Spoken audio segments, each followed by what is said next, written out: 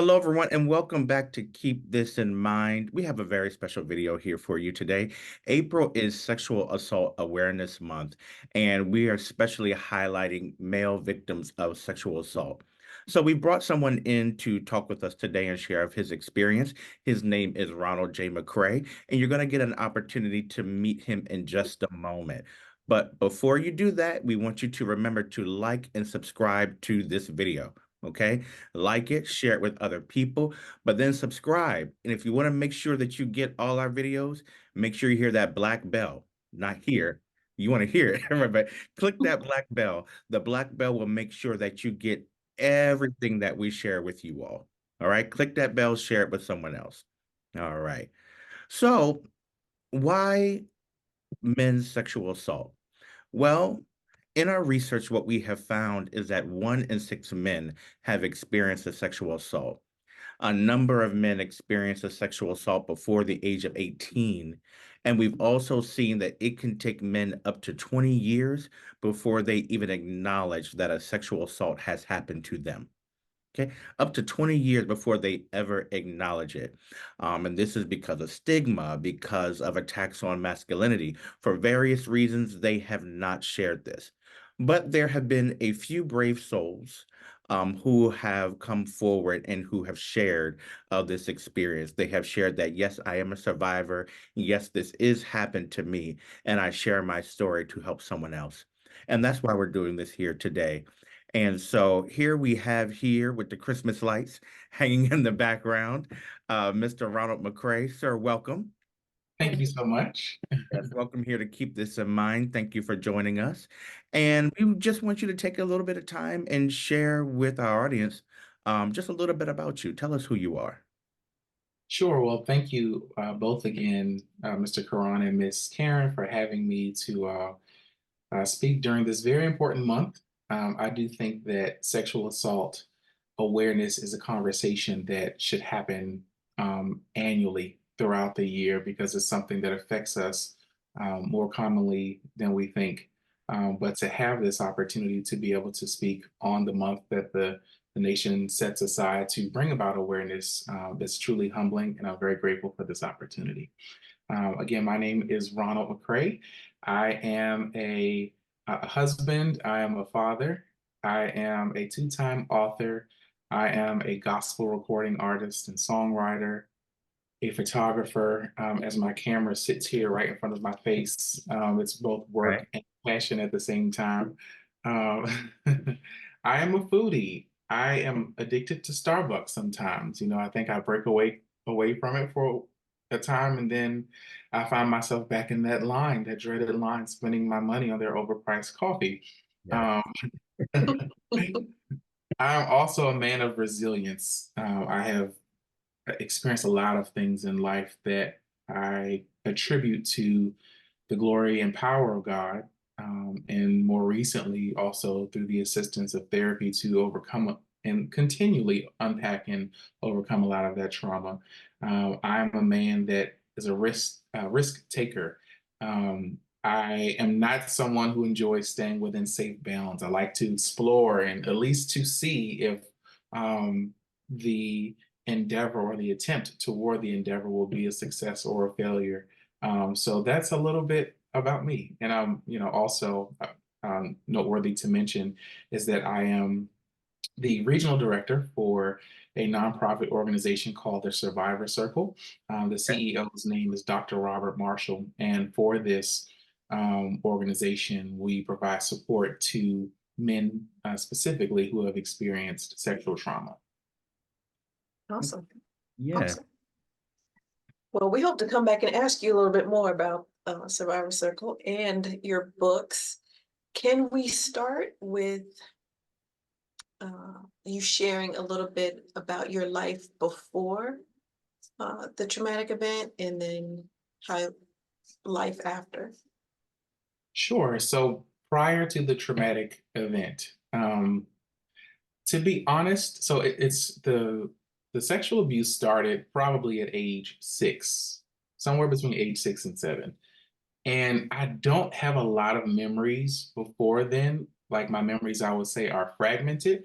And as I understand, from research that for individuals who have experienced sexual trauma, one of the things that are affected is their memory.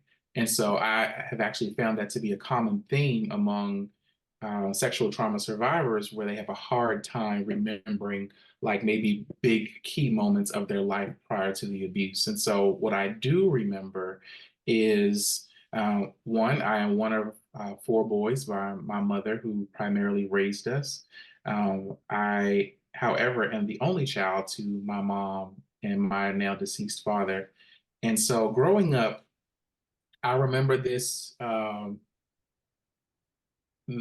The I remember growing up in part in mom's home and in dad's home because they weren't married, and so I was that only child who was caught in between the parent war, and the tug of war of one parent, the next parent, one family, the other family. Although they're all my family, but it felt like I was being like pulled in different directions as a little boy, and just without um, putting my parents' business out there, they were imperfect, as we all are. And so, um, in the midst of those imperfections, I found myself feeling that I was responsible for their um, relationship issues at the time. I remember the first time I felt or contemplated like suicide. I didn't have a word for it at that time as I do now.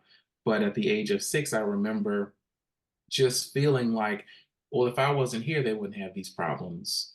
If I eliminated myself from the picture, then they will be fine. And so um, it was very difficult being in that uncomfortable middle. I was also raised in the church, and so being around like my other family members who also were in the church was like a safe haven for me. And so being able to escape, if you will, to go over my cousin's house, who were my first best friends, was relief for me.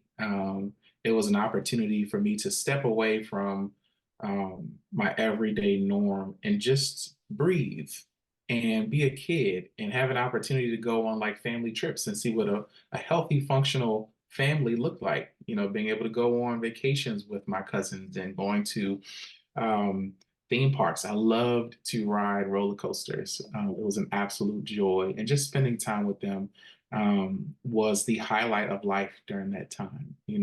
And so a very trusted um, relative. Well, I'm probably about to skip into the next question of life after, so I'll pause for you to um, and, ask your next question. So one of the things that just stuck out to me was that you're talking about life before the event happened, Mhm. and it sounded like there was already a lot of vulnerability that was occurring at that time because of a strained relationship between your parents and being Mhm.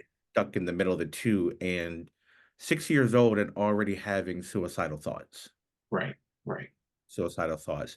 Did you ever attempt at that age, or did you only have the thoughts? It was just the thoughts that were like a storm inside of my mind that was raging. I didn't Because I didn't have any context about what it meant to like take my life. I didn't know how people did it. It was just me saying and feeling, if I was not here, then they would not have these problems. So I think that's the extent of it that my 6-year-old mind could fathom at the time, until I got older, and then my concept of what that meant grew, um, which led to thoughts of how I could do it. So I hope that answers your question. Well, it does. I'm definitely grabbing it. Is that I know that stepping in your shoes, if I weren't here, then my parents might be happier. Then as I get older and learn it, then I could say, oh, well, now this is what I can do so that I won't be here anymore. Right. Absolutely. Absolutely. Um, So with all of that, and then you have the reprieve, I can go to the amusement park, we had Wild World and Six Flags. Well, I think eventually Six Flags and all that down the line, Busch Gardens. Um, can you tell us a little bit about the event itself? Sure. So a very close male relative who was some years older than me, um, he and I and two of his friends who were also older than me, male. We were all in the living room of this house, and I remember one of the friends of this relative bringing over a black tape. Before there were DVDs and Blu-ray, there were, tapes that we put into a VCR. I am of that generation that remembers. Welcome. So they and so they popped in the tape, and I always describe it as the tape that changed my life. And it wasn't so much about per se what I saw, but like the experiences that followed those, the visual. And so for the first time, I was seeing, a man and a woman coming together and having sex. Again, I'm like 6 years old, very young. Um, of course, like the kids at the time at school talked a lot about sex, made a lot of, sexual jokes, but never had I seen it before me to give me like a point of reference of what this looks like. And so I soon became the subject of their curiosity, where the three of them, kind of took turns with experimenting sexual things on me. And so I remember just after the first experience, I just I felt like a conflict, because the conflict was something doesn't feel right. I don't know that I could say in my mind this is wrong, um, because when you're a child, no child should be exposed to anything sexual.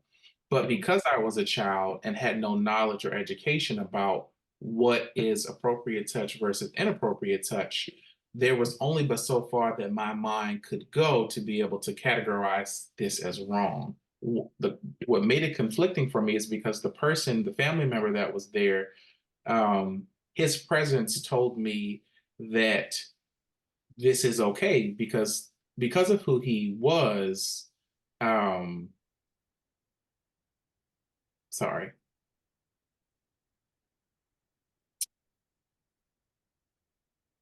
Take your time. because of who he was, I should have been safe, but I wasn't.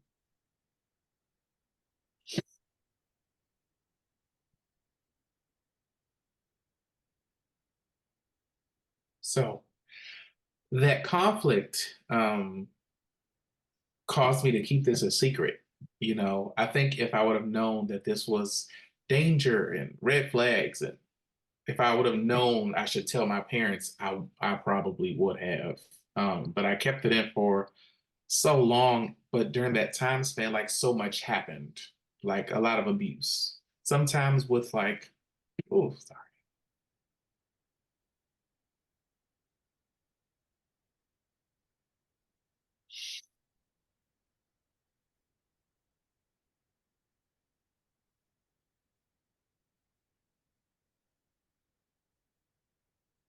Um, so sometimes with the involvement of even like with weapons, like I remember the relative had like a knife pointed toward me and like forced me to perform certain acts, like some crazy stuff. And I remember them telling me that I couldn't tell anybody, like to keep it in. And so I did. But I've always described it as like the secret that like this damning secret that was like eating away inside of me. Um, I was self-destructing and didn't know it. And so from those experiences, and again, I don't know how long it lasted. I do know it was probably a few years. But from those experiences, like I started having sexual curiosity. And it was about other boys, because my first point of sexual reference was with the same sex. And so the doors or windows of sexuality were awakened. And so I found myself just wanting to be in the space of like recreating those experiences. And it felt like, for whatever reason, that I had like a poster on my back that told the predator to like to pray after me. I don't know what it was. Like I'm I'm not as soft spoken now as I have been before. I used to think that I was an introvert, but I have come to believe that it was the trauma that made me afraid to speak or to speak up for myself. And so I think with the healing that I've experienced, I'm becoming more in tune with the extrovert that is a part of my personality. And so um, I've I think I've just been I'm sorry. I'm talking and I'm feeling things, and I feel like the conversation may be going in a different direction. So I think I'll pause here and allow you all to jump in and drive a little bit. Okay. Well, I'm open to the conversation going where you feel comfortable taking it. Um, so to recap a tiny bit, the abuse spanned over a couple of years. Mhm. Um, and I think what's typical of abusers and those who groom children uh, is that as long as you're quiet, they will continue to perpetrate the offenses. What else have you learned about yourself, or what else do you feel free about sharing or exposing about your personality in addition to finding your voice? Hmm. So what I've learned about myself is that I'm a lot stronger than I thought I was. Um, I think that, well, I should not have had to experience the things that I've experienced. Um, I think it has shown me that I don't have to I don't have to give anything the ability to break me. I have a choice in the matter because I didn't feel that I had a choice. I felt that I had to bow to or just give in to the experiences and that the experiences defined me. And I think throughout the years of my life, like I'll be 37 in June, is that for so long, like identity was such an issue for me, just understanding who I was and like thinking that again that the trauma defined me. And what I mean by that is I think it's easy to fall into like a victim's mentality and stay there and get trapped there. Like I think we should own the fact that we have been victimized. I think we should not ever dismiss a person's feelings who have been a victim. However, I think as survivors, there's also a decision that we have to make not to get stuck there, but to identify the steps forward so that we can take control again of our lives and redefine it and reshape it and make it whatever we want it to be. And that we don't have to be a statistic, that should we desire to be husbands and wives and family men, family women, and pursue after our endeavors and dreams of whatever that they may be, that trauma doesn't have to be the thing that says no you can't or no you won't. And so I think that I have learned, again, the power that's within me, and that same power spills over into my ability, as me being a child of God, to change the narrative, to make a different decision about the trajectory of my life and not allow myself to live as a byproduct to the effects of trauma. So I would say that. And as far as things that I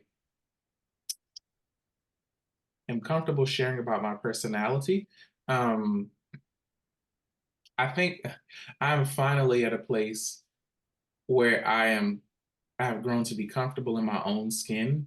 I've allowed people's like words to define me all of my life. but I'm finally at a place where I've dug my heels into the sand and said, this is who I am. You can accept me or you don't have to, but it doesn't take anything away from me if you don't. And so all of who Ronald McCray is, I'm no longer afraid to bring to the table.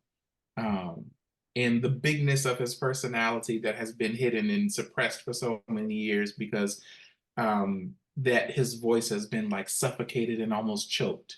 Um, but I've got some strength now, and learning to use my voice. Like a person knowing their voice and using it is the key to their freedom. And I have found my freedom, and I, I'm no longer willing to mute myself to make other people comfortable. I love that. I love that. And I want you to expound a little bit more on that in terms of how it began. You talked about, I think you said about, if I remember correctly, you said owning the fact that it happened, owning that you have been a victim is the beginning of that. What helped you to begin to own it and be able to articulate and say, I have been a victim of sexual assault? Um, I think first was awareness because I've talked to I think maybe my early 20s, maybe, is when I first had the language to say I have experienced sexual abuse or I have been sexually abused. I don't remember what it was, but I had this awareness or something that occurred. Maybe I heard a conversation that was being held where the textbook definition of sexual trauma was being defined, and I related with it. That's a possibility. Um, and then I began to write my first book, which is my autobiography. And the first draft that I wrote was not released to the public. The first draft was me writing out every detail of the experiences that I could remember. I put in names, I put in the things that happened, I put in what I felt, everything. My rawest form of emotions I put into that first draft. And it was through that experience where I could see that I was victimized, that I was taken advantage of, that I could see that um, I had been broken and to the extent of which I had been broken.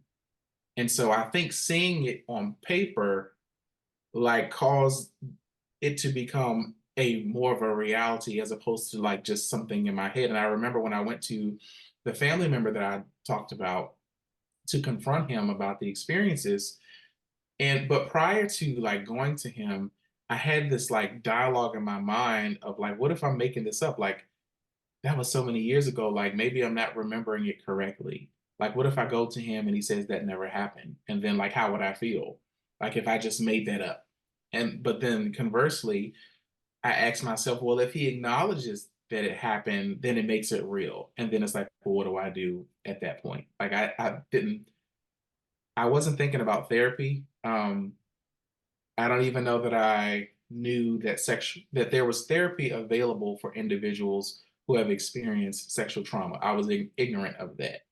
Um, and so I went and met with him, and his response validated that those things happen. And like I remember just like sitting there like frozen and like I didn't know if I should have asked for something. I didn't go looking for me to ask him for an apology. I don't know that I went to him with any other intentions in mind other than to confront him and for me to forgive him because I wanted to be able to move forward in my life because I felt like I was stuck. Like every time I would come around him, like I would just freeze and I wouldn't know why. I was like, why am I so tense around him? Because I've forgotten so many things over the years. But after having that conversation and making the decision to forgive him, um, there was a great degree of healing that came about from that. And so it doesn't mean that it healed everything in me. It doesn't mean that I still don't live with the effects of what he did to me, but I've made the decision not to hold him captive in my heart or hostage in my heart. I've decided to free him of that and to free myself to be able to move forward. There was a second part to your question that is escaping me. If you can repeat that for me. I got caught up in what you said, so I don't I don't remember the second part. Um, Okay. I just remember you said how you found your voice. That's what we're asking. How would you find your voice to say that this did happen to me? And it Yeah, sounds yeah. like it was by starting to write and recalling what you could Mhm. enable you to finally say this did happen and it was real. Yes. And from like writing and like seeing it and acknowledging it for what it was, then came out all of the emotions that were like hidden like in the soil of my heart, like the rage, the anger. And it wasn't just like toward him, but it some of it was toward God, because I felt like, well, if you are so good, why would you allow these things to happen to me? Why didn't you send someone to stop them of what, before they could do what they were doing? Every thought came to my mind of why I could point the finger toward God. And then I started to point the finger toward the people around me, because I felt like there was more accountability that could have been in place. And, you know, I think to a great degree, the African American community has been ignorant in terms of education for um, sexual assault and sexual assault prevention and who the typical perpetrators are.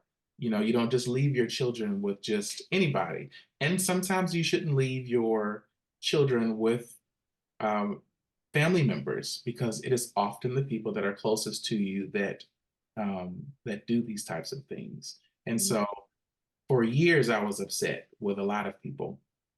And so, but I needed to feel those things. I needed to be able to express my everything that I felt within me. Um, I I don't even know if like vindication was on my mind or in my heart or a need that I felt that I had at the time.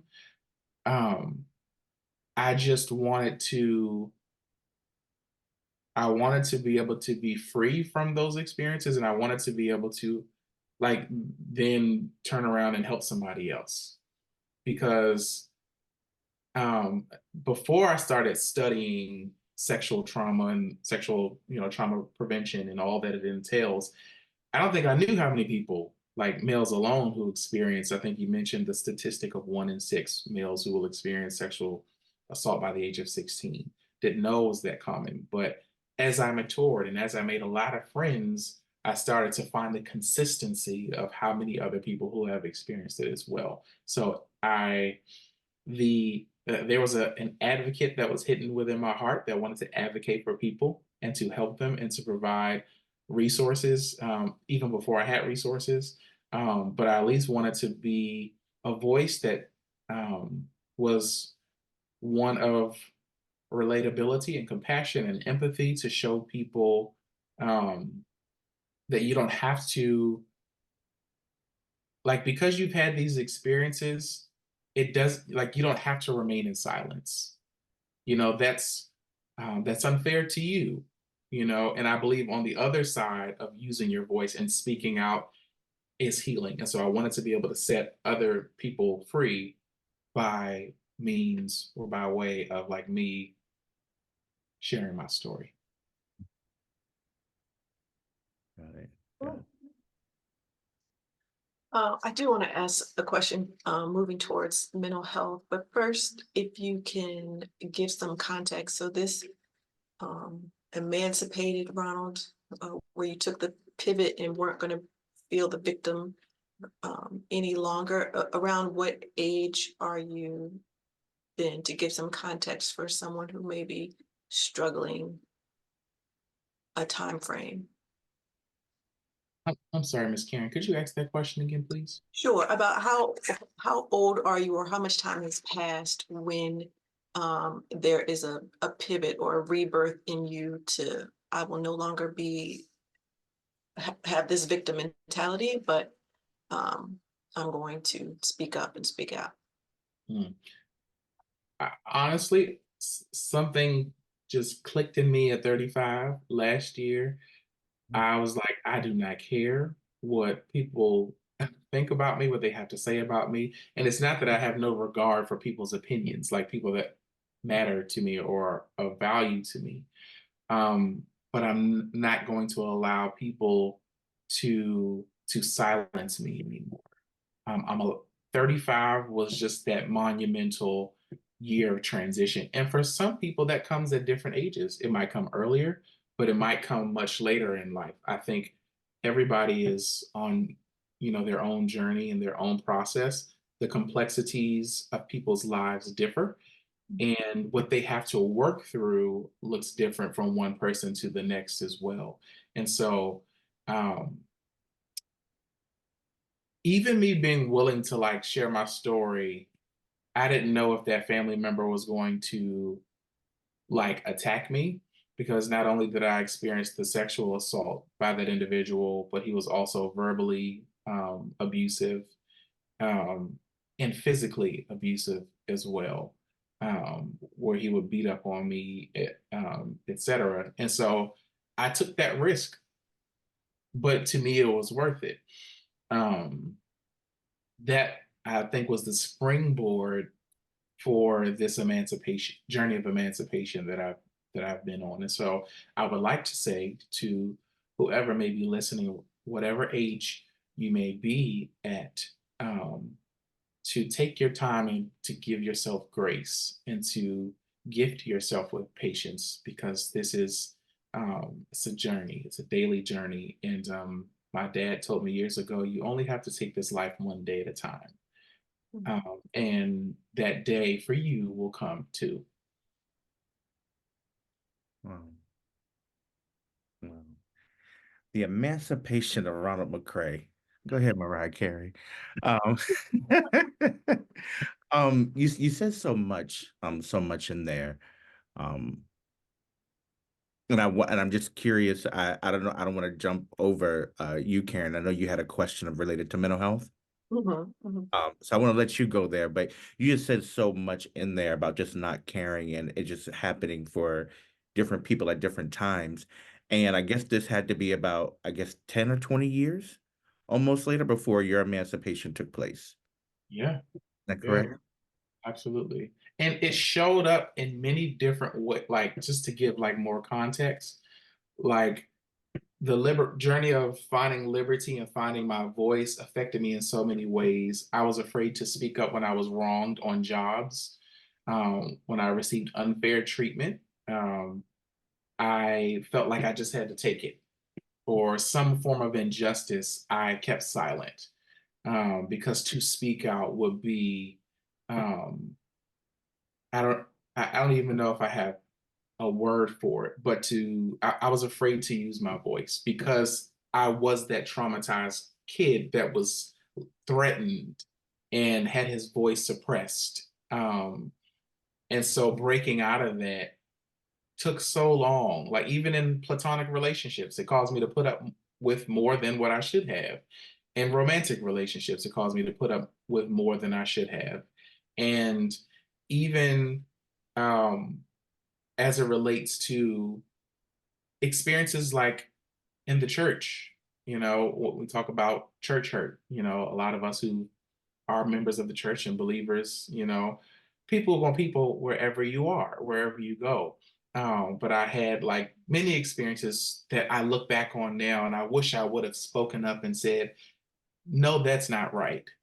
No, I won't let you talk to me that way. I will not allow you and your biased opinion of me to define me. And so there are many layers of how the suppression of an individual's voice affects them and shows up in their everyday lives that they don't even know it. And so this emancipation journey that I'm talking about frees me to use my voice as authentically as I can in every area of my life. And it has been the most freeing experience of my life. It's awesome. Mhm. Mhm. Ronald, you mentioned that you weren't aware earlier on that mental health could be a source of support. Yet you wrote your autobiography, and certainly journaling is a powerful tool that we use as clinicians. Either looking back, would you do anything different, or can you speak to someone who's struggling now? Would you recommend writing out? Would you recommend um, trying your best solo before reaching out? To a therapist. Hmm. Hmm. So I'm a huge journaling advocate. Like, and just in terms of like my friendships, like my friendships are safe spaces for me. Like there's nothing that I cannot talk about with my friends. And I choose my friends wisely. And so I can say that about my friends.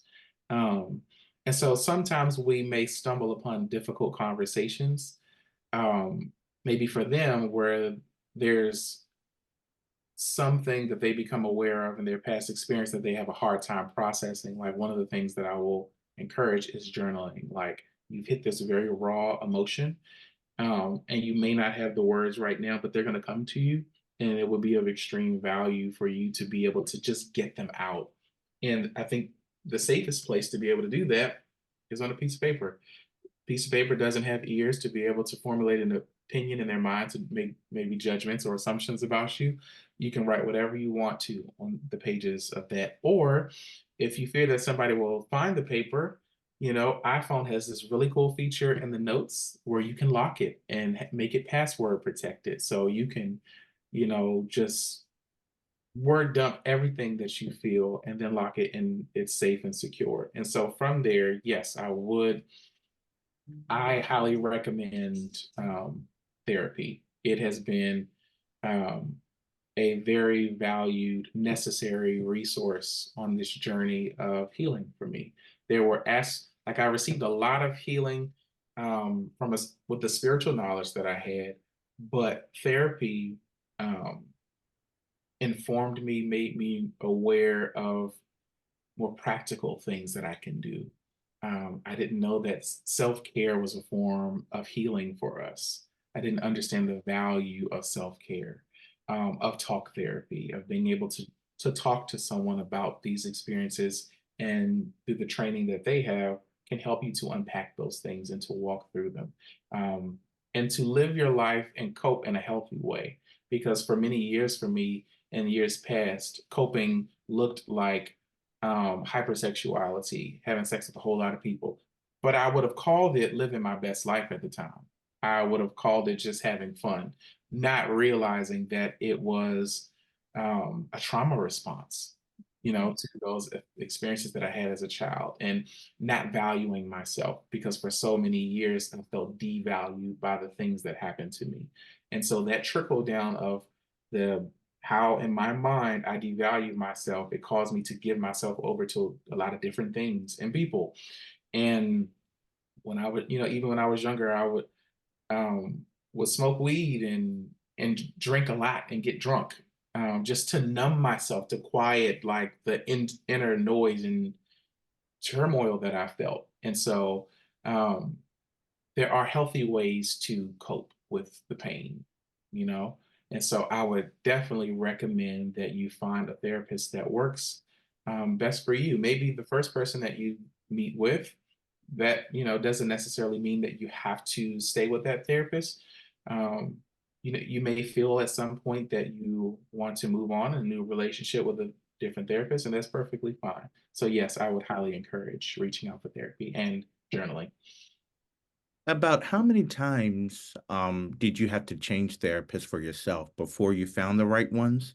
And what does self-care look like for you now in terms of your healing? Mm. What kind of things do you do in that regard? So as far as how many therapists until I found the one that I've been with consistently, one,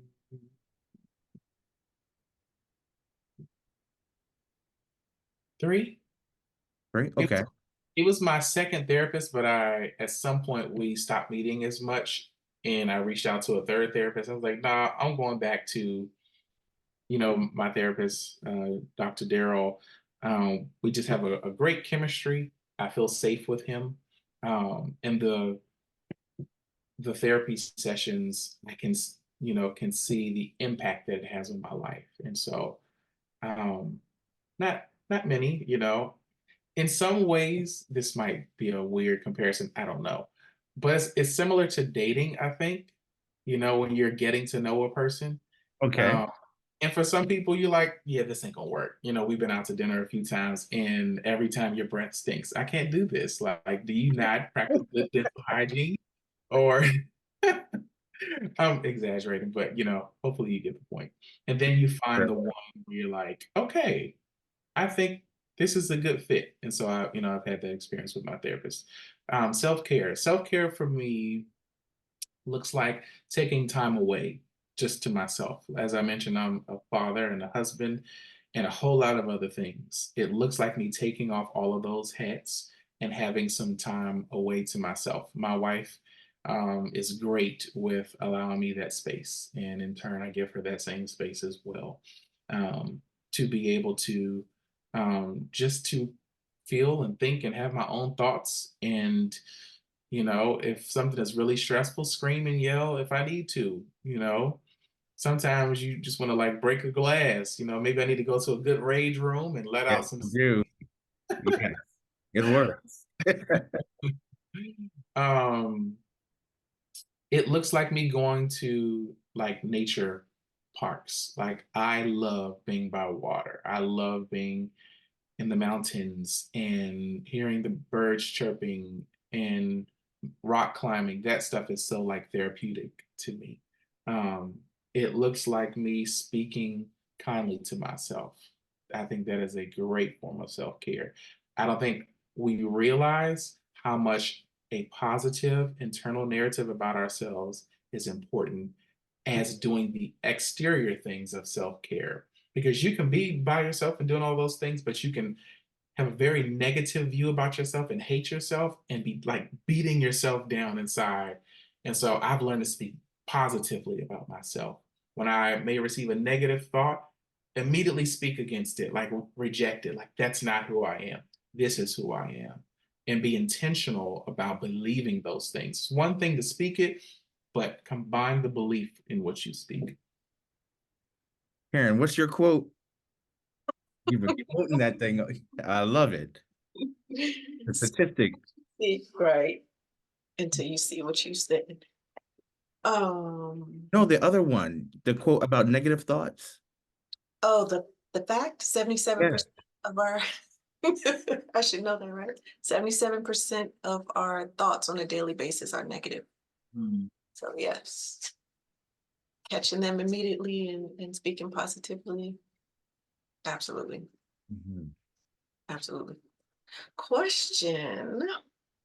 Um, what help and or hindrance has the church been? Hmm. Oh, you want to go deep, Miss Karen. All right. Mhm. Help. So the help that the church has been, I will say it in this context because they've been a help for me in many different ways. But as it relates to the subject at hand, a lot of them didn't know until I started sharing my story and being vocal about it. And so I would say that many of them were a consistent community, um, in rallying around me and supporting me. I think for some people, the best way that they can support you is, or that they think they can support you, is by supporting you in your endeavors. Like I may have the opportunity to speak on, RAIN's sexual assault prevention conference.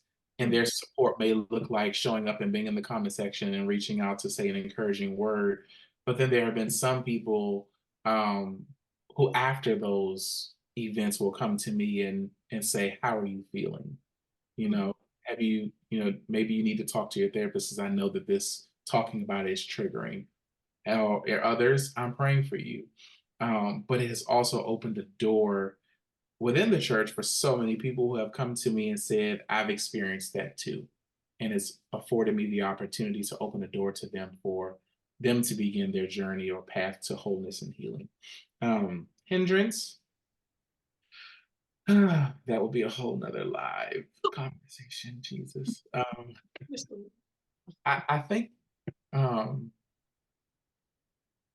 at this point of my life, and this where I am in my healing as it relates to those experiences, I would say I think that people's ignorance, lack of knowledge of certain subjects, um, can lead people to respond or react to you in a certain way. I've learned not to internalize it as personal, because at the end of the day, although you go to church with people and you see them every day, it doesn't mean that you know them or that they know you.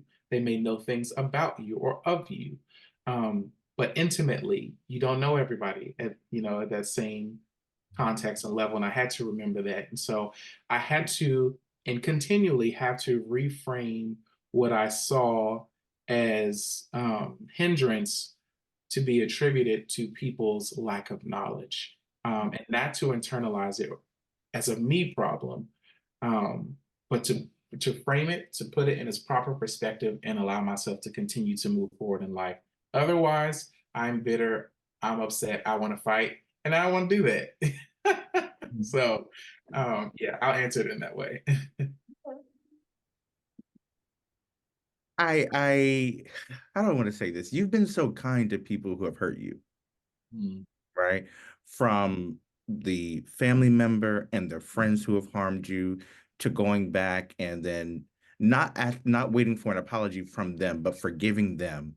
And then even crediting how the church has treated you in the bad way to well, I'm not just enraged against them. They were ignorant, right? They were blind and didn't really understand it. And then you mentioned a little bit earlier about how you became upset and you would say, okay, God, you did this. And then there are other people who should have been there for me and could have been there for me. How are you at a place now where you're not sitting in rage? I know you say you forgave, but mm, many of us will forgive and then come back and get angry all over again when we think about it. How are you able to sit here and say, yeah, this is what happened. They did. I don't like it, but I refuse to sit here. And some would say, no, they deserve every bit of anger and anguish that you have for them. yeah. How are you in this different place? I think what you said was key.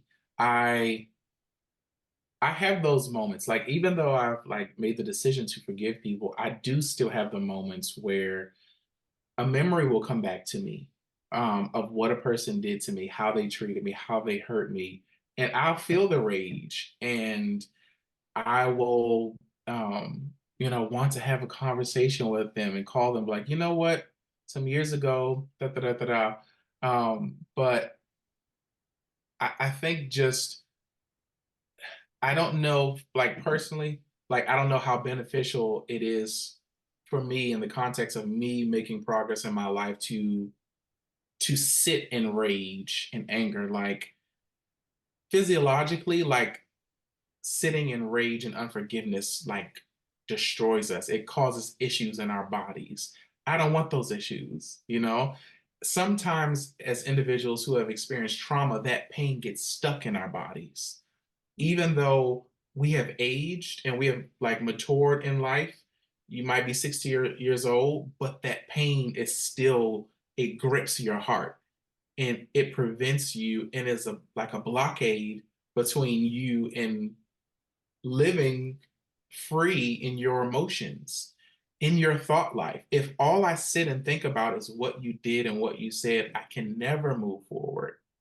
I can never break free beyond that glass ceiling that your words have put me in. And so I can make the decision. I've learned to make the decision that even if I don't have a conversation with you, I can free you in another way. I can free myself in another way. And that looks like me letting you go of the offense. I don't have to, but I choose to. So I'd rather channel my energy and focus into freeing Ron as opposed to vindicating Ron. I'll let God do the vindicating because that's what he said he would do anyway. Mhm. Wonderful. Wonderful. I want to go back to something I know Dr. K wanted to hear more about it. That you are the Eastern Region Vice President of the Survival Circle. Did I get that title right? Okay. It's okay though. Okay. I'd have inflated it, but it's okay. What is your title there? So I am the regional director for the Survivor Circle. So I'm in the Columbia, Maryland. So any like if there are any survivors that we're aware of that reach out to the group within like the DMV area that I'm in close proximity to, I reach out and engage them. Um, and it's not necessarily that we talk every day, but making them know that there are other individuals, other overcomers in your close vicinity. And sometimes, we'll meet up like we have maybe once, maybe twice, um, just amid some other things that have been happening in life. Or maybe it's just a quick check in. How are you doing? And in the Survivor Circle Facebook page we have, it is very much an open community where people can come and like share their hearts and whatever they're feeling. And then there's a community of men who in response will rally behind them in support of them. It's a safe space. There are therapists that are available through the Survivor Circle for people to be able to take advantage of therapy, like we talked about that in earlier in the conversation. So it is a growing movement. I am just honored to be a part of it. Again, as I mentioned, the CEO, Dr. Robert Marshall, is the visionary for this. So I'm just grateful that he brought me on board to actually learn and grow in the process as well. Although I have like my strengths and things that I, have bring to the table, there's a whole lot that I'm learning and growing in this space as well. As we near the end of this, I just want to ask you, what does it mean for you to go from that 6-year-old boy who became a victim of sexual assault to being a nearly 37-year-old man who, Watch it, watch it. I'm getting close to 40. Jesus. Oh, yes, you are. All right.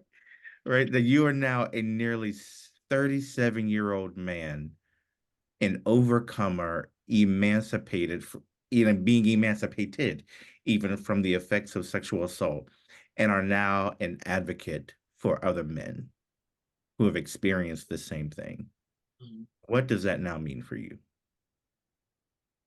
For me, it's connected to purpose. It has become, I think it's always been in me to be an advocate for people, to be a voice for the voiceless. But through my traumas and negative, like past life experiences, it's allowed me to be a voice. And it brings my heart great joy to do it. It's not easy work by any means. There are times where I have to disappear or just like recoil from speaking about it so much because I go through my own triggers and I don't want to talk about it sometimes, and um, but it's it, what my why, what keeps me going, what reminds me of why I do it, is seeing lives changed as a result of speaking out, of connecting people to resources, of being a safe space for someone to say, for the first time, maybe like as an example, this man reached out to me. He's probably 65. He said, "I've never told anybody this," but he said, "I experienced sexual assault as well when I was a child." Um, I don't know what he had to live through all of those years having made the decision to keep that inside, how it affected him. And so I hope that in his like latter years of life that he's able to pursue freedom and experience a degree of freedom that he's never had before. And so being able to be a door for many people, it it connects me to why I do what I do, and it's to help people. That's what my heart beats to do. Mhm. Yeah. So, Karen, you got any final words? I do. Ron, first I want to commend you for being strong and courageous. I think it takes courage to channel your pain into purpose. I think it takes strength um, when we turn our mess into our ministry. Um, so it is a heart work for sure. And one that every time you share your story or speak into the life of someone else, um, that it's heartfelt and hard work. We didn't touch much, but I just wanted to ask you, how does um, how does the trauma event influence, if at all, your role as husband and father? Since you mentioned that a couple of times, so I wanted to give you opportunity to speak um, in your life now as husband and father, how it influences those relationships. That's a great question. I'll speak first to like the parenting aspect. I think so. Another trauma that I experienced is abandonment as it relates to like my father. And it wasn't that he just completely disappeared and was gone and I never saw him again, but there would be periods of my young life where he was absent and I didn't know why. And that is a trauma. That child is left with so many feelings and negative thoughts about themselves. Like, why am I not good enough for my father to be here? Why did he not show up when he promised that he would? Maybe it's me. Maybe I'm not enough. And so many like negative, so much negative chatter stems from those experiences. And so now being a father, sometimes I am very, God is helping me with this, but I'm very, very, very protective of my child. And so in some certain like circumstances or situations where I don't need to be, but because of the experiences that I've had, it's like it's like me looking at myself when I was his age and wanting to protect him or protect myself if I was able to like relive life at that age again, like knowing what I know. And so it caused me to be hyper vigilant as a parent. Um, it also causes me to, like my wife and I, like we are having like conversations like with our son early about like what his body is, what those areas of his body are that no one should touch. That if anyone touches you here, you tell mommy and daddy.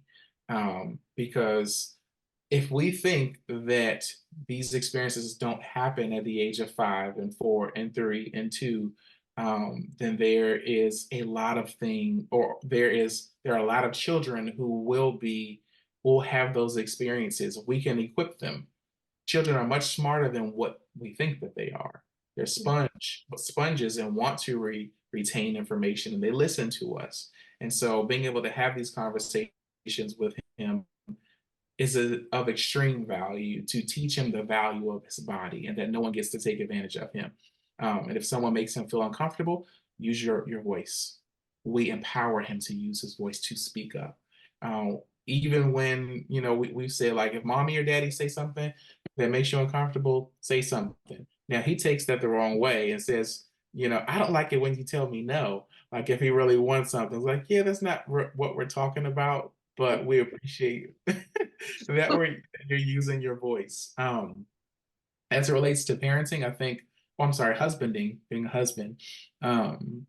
Like marriage to me, I know marriage means different things to everybody, but to me, marriage is supposed to be the most intimate relationship that two individuals can share on this earth. And because of that, it demands a certain level of intimacy. And for individuals who have experienced sexual trauma, um, they have been victimized and traumatized at the most vulnerable parts of who they are. And so to begin to then open that to another human being, you may not realize it when you say, I do, that those like hidden fractures in the realm of intimacy still exist. But eventually it shows its face and it can result in you being afraid to be vulnerable to a certain level with that individual and trusting. There's just a myriad of effects that um, happen for individuals who are married. And, my wife has a book out and, has shared her story also being a sexual trauma survivor. And so we've also been able to have very transparent over the years, like we'll be married 9 years. Right. Uh-oh. Right at the year. eight Sorry, years, Mr. McCray. 8 years, 8 years in November, and together 10 years. And so I don't feel that there's anybody that understands me more than she does, just because of the level of like vulnerability that we have. We just have a very deep understanding of one another and the ability to relate to one another because of, similar experiences growing up as it relates to trauma.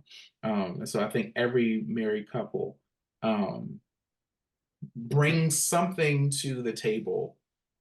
In particular, if you've had traumatic experiences, you bring that trauma into the marriage as well. And you have to work through it. You have to partner together and work through it. So that could also be a separate like live conversation. But I will conclude that thought with saying, um, again, therapy. Get you a marriage counselor. Um, and God is he said that he's the threefold cord, three-strand cord that's not easily broken. When the husband and the wife are breaking down, he's the one that keeps it together. I've learned that to be true. So I hope that answers your question. Absolutely. Thank you. Yes, it does. And I'm so glad you said live because you've touched on so many points that I think we would love to go and dig deeper on and talk a little bit about. So at some point, you have to come back to keep this in mind so that we can go live and talk a little bit more about this so that we can share this with other people. So we're going to talk after this and schedule some time so that we can do that. Ron, thank you so much. Thank you so much for coming and sharing your honesty, your vulnerability. This is definitely going to help a lot of people. Where can we come and find you? Like social media, where can we reach you? On Instagram, I am found at I am Ron J McCray. McCray is spelled MCCRAY. Facebook is Ronald J McCray. And you can find my music on any music platform out there. And they can find you as a sexual assault resource as well as a photographer. Yeah, Is so that correct? as a photographer, my website is rjmphotographyllc.com. And if you want to learn more about the Survivor Circle, as I head over to Google to make sure I don't have the URL wrong, Okay. um, you can go to the survivorcircle.org Okay. and learn more about the organization there. Okay. Now you have shared everything with us, but where do we find your books? Both books are available on Amazon. The Okay. first book is titled Is God Who He Says He Is? And the second book that I am a contributing author to is called Echoes, The Stories of Male Survivors Overcoming Sexual Trauma. No, that's a long title. No problem. Excellent. Excellent. We love it all. We love it We'll all. try to drop those links in Oh, the yeah. show notes. Absolutely. Absolutely. You guys, thank you as always for coming back to keep this in mind. This is just the beginning of Sexual Assault Awareness Month. If you have been a victim of sexual assault, please, please, please pay attention to what we've heard Ron say. Open up and share. Begin to tell someone what has happened. Even be honest with yourself about what has happened to you. It's going to be the beginning of healing. Start to journal, reach out and get help so that you don't have to walk through this alone. And if we can end this with anything else, we can learn from Ron that healing is definitely possible. Your life can be bigger and can be more than just your trauma, but we just have to be willing to do the work somewhere. And there are resources and supports available for you to be able to do that work. So thank you all for coming and showing up with us. Keep a watch out for when we go live. And as always, keep this in mind. Hmm.